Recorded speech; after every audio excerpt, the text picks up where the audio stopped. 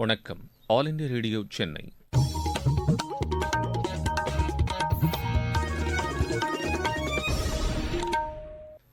மாநிலச் செய்திகள் வாசிப்பவர் கோபாலகிருஷ்ணன். தலைப்புச் செய்திகள். பிரதமர் திரு நரேந்திர மோடி பல்வேறு நிகழ்ச்சிகளில் பங்கேற்பதற்காக இன்று தமிழகம் வருகிறார். எல்லை தாண்டிய பயங்கரவாதத்திற்கு உரிய பதிலடி கொடுக்கப்பட்டு வருவதாக வெளியுறவு அமைச்சர் திரு ஜெய்சங்கர் கூறியுள்ளார். தமிழகத்தில் பல்வேறு துறைகளின் சார்பில் 8,800 கோடி ரூபாய் செலவில் முடிவுற்ற திட்டப்பணிகளை முதலமைச்சர் திரு மு க ஸ்டாலின் மக்கள் பயன்பாட்டிற்காக இன்று திறந்து வைக்கிறார்.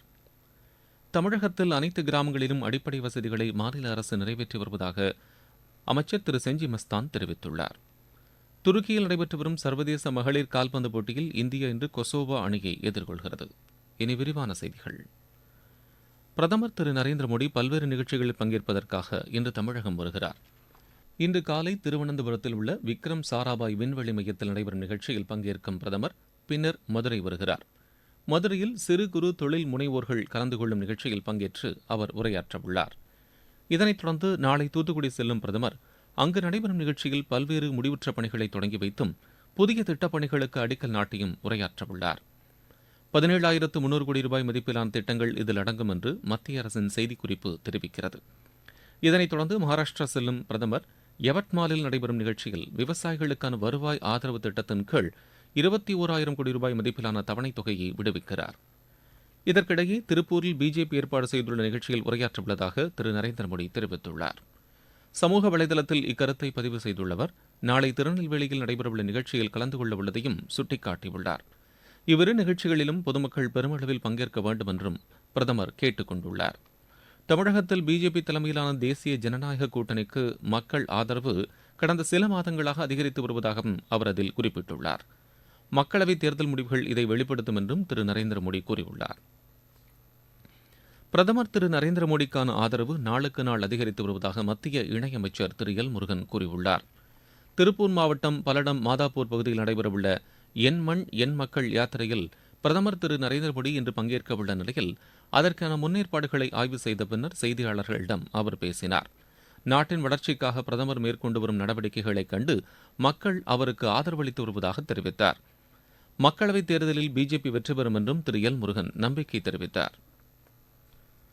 தூத்துக்குடி வ.உ. சிதம்பரனார் துறைமுகத்தில் 7,000 கோடி ரூபாய் மதிப்பில் வெளி துறைமுக வளர்ச்சித் திட்டம் நாளை தொடங்கப்படுவது தொழில்துறைக்கு பெரும் பயனுள்ளதாக அமையும் என்று தூத்துக்குடி அகில இந்திய வர்த்தக தொழிற்சங்க தலைவர் திரு தமிழரசன் எமது செய்தியாளரிடம் தெரிவித்தார்.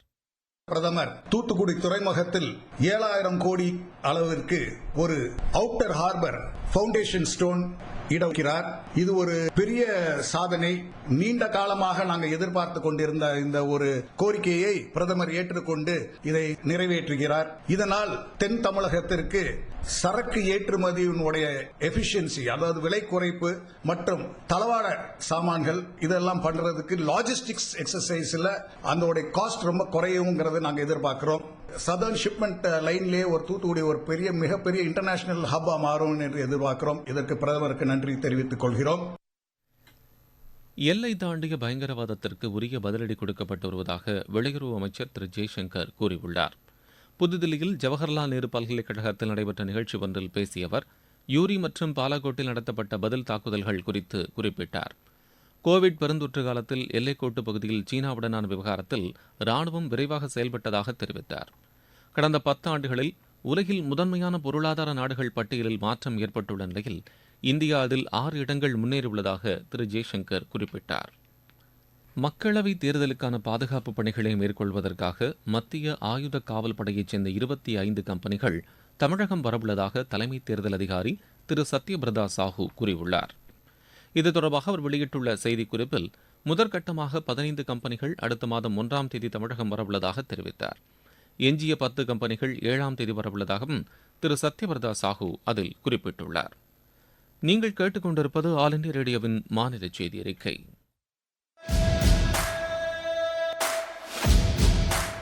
மக்களவைத் தேர்தல் 2024 சென்னை அகில இந்திய வானொலியின் மாநில செய்திப் பிரிவு வழங்கும் மக்களவைத் தொகுதிகள் குறித்த கண்ணோட்டம்.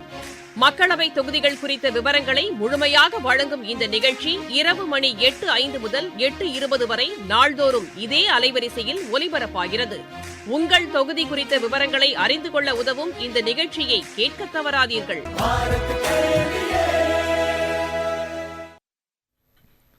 தமிழகத்தில் பல்வேறு துறைகளின் சார்பில் 8800 கோடி ரூபாய் செலவில் முடிவுற்ற திட்டப் பணிகளை முதலமைச்சர் திரு மு.க.ஸ்டாலின் மக்கள் பயன்பாட்டிற்காக இன்று திறந்து வைக்கிறார். சென்னை தலைமைச் செயலகத்தில் காணொலி காட்சி வாயிலாக நடைபெறும் இந்நிகழ்ச்சியில் 1615 கோடி ரூபாய் மதிப்பிலான புதிய திட்டப் பணிகளுக்கு அவர் அடிக்கல் நாட்டவுள்ளதாக மாநில அரசு வெளியிட்டுள்ள செய்திக்குறிப்பில் குறிப்பிடப்பட்டுள்ளது. தமிழகத்தில் அனைத்து கிராமங்களிலும் அடிப்படை வசதிகளை மாநில அரசு நிறைவேற்றி வருவதாக அமைச்சர் திரு செஞ்சி மஸ்தான் தெரிவித்துள்ளார். விழுப்புரம் மாவட்டத்தில் புதிய பாலம், நீர்த்தேக்க தொட்டி ஆகியவற்றுக்கு அவர் அடிக்கல் நாட்டினார்.